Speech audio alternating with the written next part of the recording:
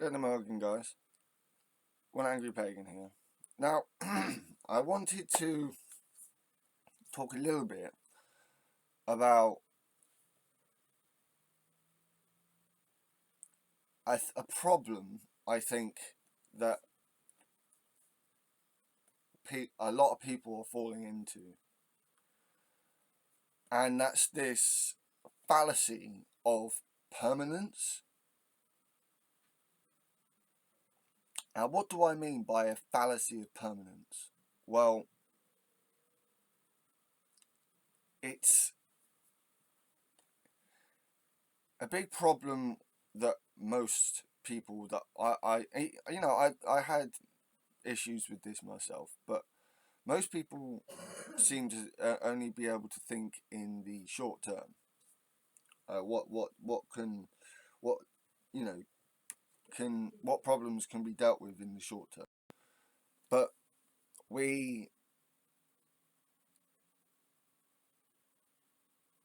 need to think mid to long term. And the issue is that people assume permanence. They want things to stay, if not the same, they want things to stay not too dissimilar to what came before.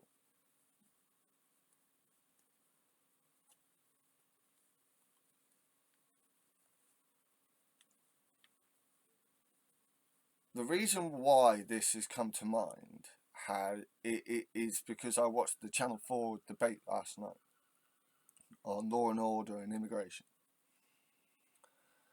And time again, what was being made clear to me was this clinging to this fallacy of permanence. And what I mean by that is that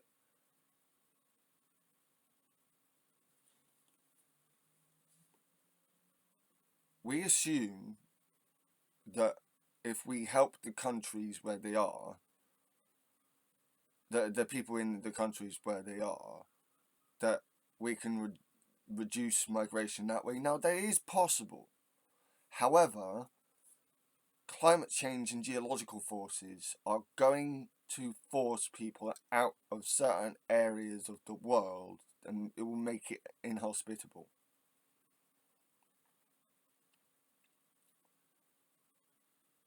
This has been the history of life on Earth. I'm not, this isn't me talking just from an abstract point of view here. Like I have sort of solid evidence, from which to speak on. And for each period of life on Earth, there have been areas of the world that really weren't all that habitable, especially for the more dominant species of life. And the same is true now. I mean, we can't permanently en masse live in Antarctica. We can't permanently en masse live in the Sahara or the Mojave or the Atacama. We can't en masse live in the sea. And the world, this planet, a part of the fallacy of permanence is people's assumption that the world does not change, and it does constantly, all the fucking time. We just don't see it happening until it's happened, until the repercussions or consequences of whatever action, whatever geological or what action the Earth is taking, or reaction the Earth is dealing with. So again, you got climate change, right? And yeah, with some countries, there's the aspect of helping those countries to develop so they can fight climate change themselves. However, there are other countries that are already either the waves are already taking villages and towns, such as Bangladesh, and such as what's happening in Bangladesh and other places. And you got other places which are just getting drier and drier and drier and more arid, and you can't farm it because there's no fucking water.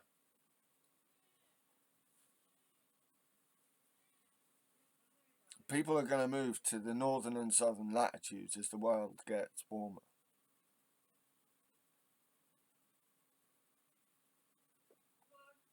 And I really think that a big part of the solution to dealing with larger scales, large scale migration, is to build up our own housing and infrastructure to be able to deal with what is to come.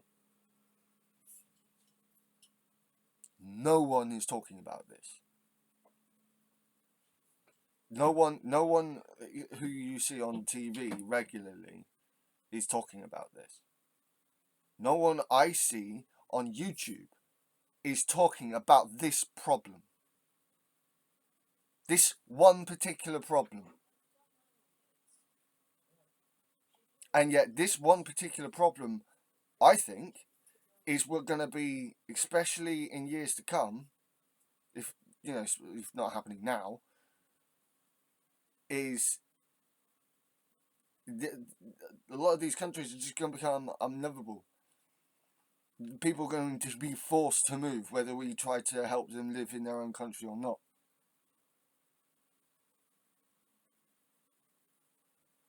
So, we in the northern and southern latitudes have to adapt.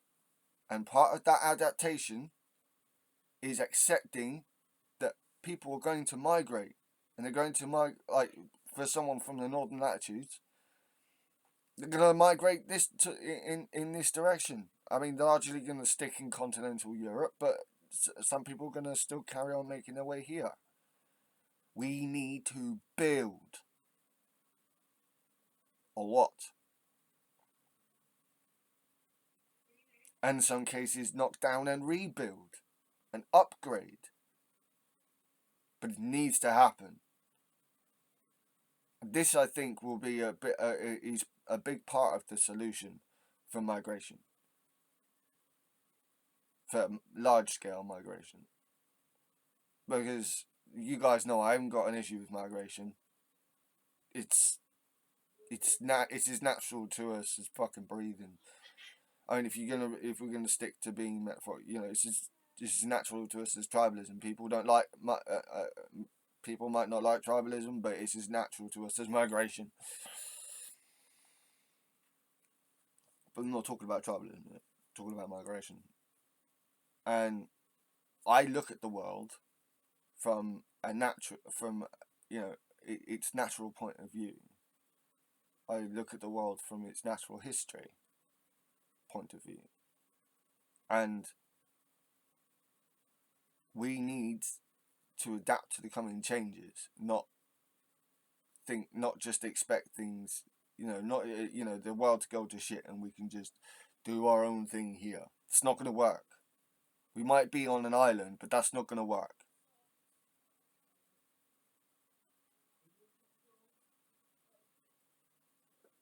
We have a lot of space in this country to build that wouldn't actually impact on our green spaces. I say again, Devon and Cornwall and Somerset are some of the greenest places in the country. It's not, there aren't green belts down here, like the more like built up belts, like little, belts of areas that are built up rather than green belts around the, because down here, like, you've got two cities, Plymouth and Exeter, and I suppose Truro and a couple of others, but they're all spread out. You got towns and villages, but it's all green. And there are many places where we can build, but people are being too, people again want things. The average person is falling again. I'll bring it back to the beginning here. The average person is falling into this fallacy of permanence. It is ridiculous. We need to wake people up. Things aren't to stay the same. We need things to change. And whether that change happens slowly, bit by bit, or all in one go, that change is coming. And the more people that entrench themselves in that fallacy of permanence, wanting things to stay the same, expecting things to just stay the same, or not that all that different, which is part of the reason why some of the older generations are freaking out about different colored people being in this country, because they have fallen under this fallacy of permanence. We are such short-lived creatures in terms of the lifespan of the earth that, and it also comes down to almost the arrogance of humanity as well. We consider, I started speaking. It's not just about badges, and yes, guys, I will be getting a badger plushie if I can afford it, and a badger beanie. But yeah, no. Reintroduction of wolves to this country. Now, I know how this goes down with the farming community because I brought this up with a couple of farmers before and it did not go down well. But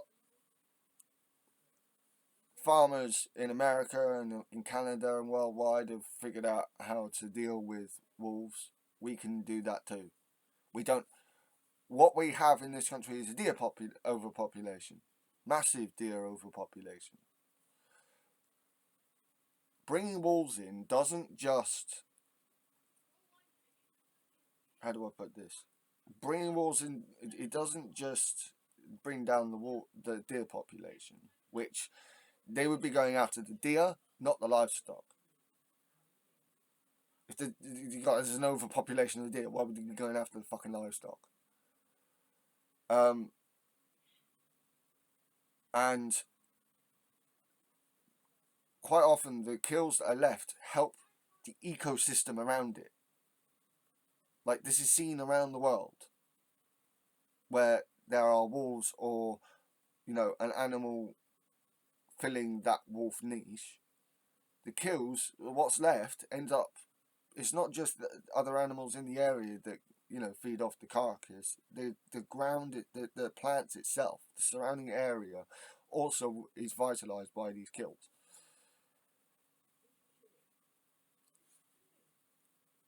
And it's weird because a lot of people seem to be willing to kill badgers, but less willing to kill deer. It's a bit weird to me.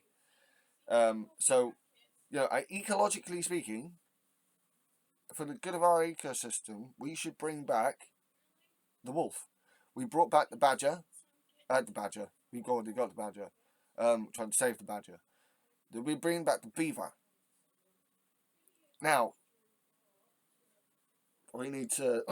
It's a shame that happened as Brexit happened because water companies started ruining our waterways a lot more.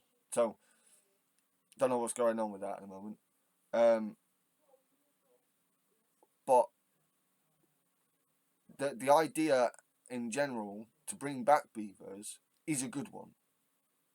We need to repair our ecosystem. We have taken many species on this island out of our ecosystem. We're now paying. We're really starting to pay for it now. I honestly, people don't recognize the damage that fighting against nature did and is still doing.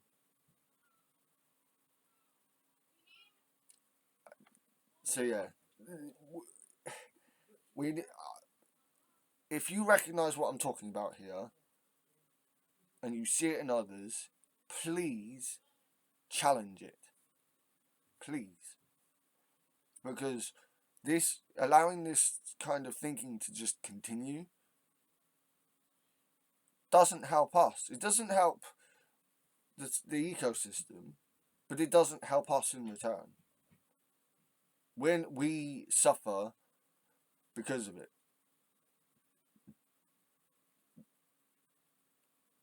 And coming back to the migrant thing, we want we need to deal with it multilaterally. We need safe routes. We need to, be hyper vigilant with you know, with these gangs. But and yeah, yes, in some countries, foreign aid try and develop these countries, but we need to develop our housing and infrastructure rapidly, relatively rapidly, because we need to prepare for an influx of people coming from countries where, I'm sorry, it's just not possible to live there anymore. And quite often they're from our former colonies when we were empire. So we're kind of suffering from our own success. Let me know what you guys think. I'm. It's. I think this. I think we can do better. And we need to fall out. We need to really fall away from expecting things to stay the same. Because say for 400, 500 years things have been a certain way doesn't mean they're going to continue to be so. This is what history has taught me. This is what paleontology has taught me. This is what learning about life history has taught me. The history of life on Earth has taught me. Don't expect permanence, because it's not going to happen. So yeah, let me know what you guys think. It's it's fairly another philosophical video that's coming out not too long after I woke up. But again, I I woke up and put on the Channel 4 debate from last night, and this mindset was made more, that much more obvious. And I really think this is a problem because it matters not just in one area but others too. Again, let me know what you guys think. I might be going down the rabbit hole on this one, but I'm the fact that I'm seeing this more and more often. I'm recognizing this. I think I don't think that I'm wrong here. But if you think I'm wrong, let me know in the comments. So my shield at your backs, guys. Blessed are saying, and God will. Blessed be, and good fate.